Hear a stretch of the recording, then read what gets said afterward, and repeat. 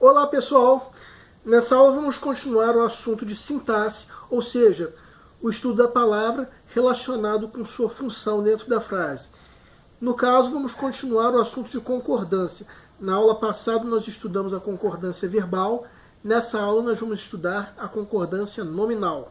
Bem, a regra básica da concordância nominal estabelece que o artigo, o adjetivo, o numeral e o pronome adjetivo devem concordar em gênero e número com o substantivo ao qual se referem. Mas existem casos particulares. Bem, mas vamos dar um exemplo dos casos gerais. Um certo professor competente, o meu médico, alguma coisa, duas mulheres trabalhadoras, são exemplos em que ocorre a regra básica da concordância nominal. Mas existem alguns casos particulares. Vamos estudar cada um.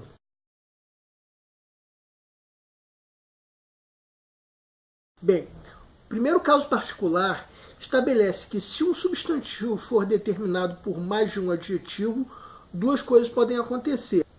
Primeiro, o substantivo fica no plural, enquanto que os adjetivos ficam sem artigo no singular.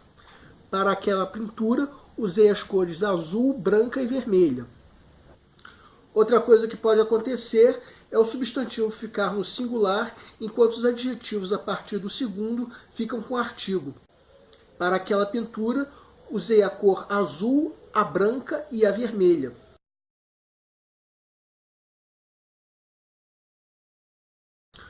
O segundo caso particular estabelece que expressões como é bom, é necessário e é proibido, a princípio são invariáveis. Mas se elas se referirem a um substantivo que tiver artigo, então elas devem concordar com esse substantivo. Nós podemos dizer colônia depois do banho é bom, ou a colônia depois do banho é boa. As duas formas estão corretas, segundo esse segundo caso particular.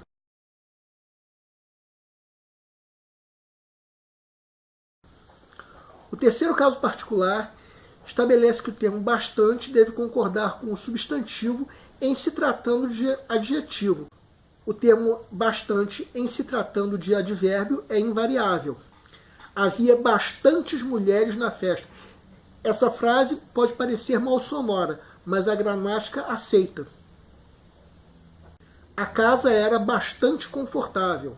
Ainda segundo esse terceiro caso particular, o termo só, quando for adjetivo, é sinônimo de sozinho, então ele deve concordar em gênero e número com o substantivo.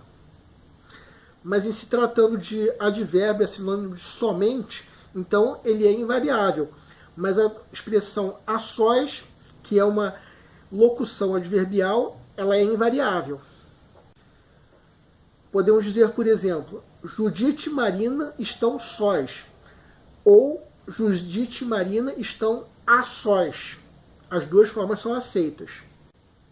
Ou então, um outro exemplo dessa regra é a frase da música da Ângela Rorô. A vida é bela, só nos resta viver.